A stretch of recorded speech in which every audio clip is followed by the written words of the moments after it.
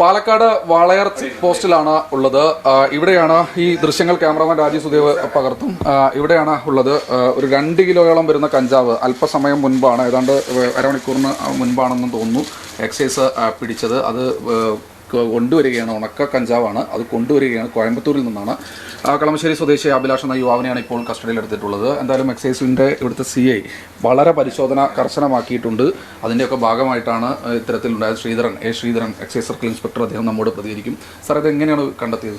ഞങ്ങളന്ന് സാധാരണ വാഹന പരിശോധന നടന്നുകൊണ്ടിരിക്കുകയാണ്. അപ്പോൾ എക്സൈസ് ഭാഗമായിട്ട് ക്ലീൻ കേരള പറഞ്ഞ കഞ്ചാവിനെതിരെ ഇതിന് വ്യക്തമായ പരിശോധന നടന്നുകൊണ്ടിരിക്കുകയാണ്.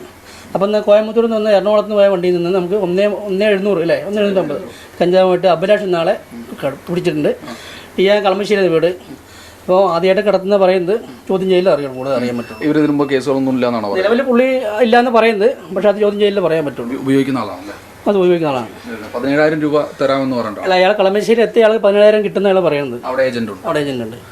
ഇത് വളരെ ശ്രമകരമായിട്ടാണ് നിങ്ങളെല്ലാവരും തന്നെ ഇങ്ങനെ ഒരു പരിശോധനയുടെ റൂട്ട് എങ്ങനെയാണ് ഇപ്പോൾ നിങ്ങൾ നടപ്പാക്കുന്നത്?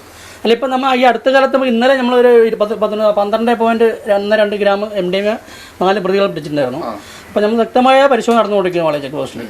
വളരെ ചെക്ക് പോസ്റ്റ് കേന്ദ്രീകരിച്ചിട്ട് തന്നെയാണ് കേരളത്തിലേക്ക് മൊത്തം. ഇപ്പം നിലവിലിപ്പോൾ ഈ മാസം ഞങ്ങൾ ഒരു 7ഓളം നർക്കോട്ടിക് കേസ് കണ്ടുപിടിച്ച് കഴിഞ്ഞു. നിലവിൽ വ്യക്തമായ നടന്നുകൊണ്ടിരിക്കുകയാണ്. ലഹരിക്കെതിരായ ബോധവൽക്കരണ പരിപാടികൾ പല മേഖലയിൽ നിന്ന് നടക്കുമ്പോഴും ഇതിന്റെ വരവ് വ്യാപകമായിക്കൊണ്ടിരിക്കുകയാണ്. ഇപ്പോൾ കഞ്ചാവാണ്. കഞ്ചാവിനേക്കാൾ മാരകമായ രാസലഹരി, സിന്തറ്റിക് ലഹരിയൊക്കെ വ്യാപകമായി തന്നെ പിടിക്കുന്നുണ്ട്.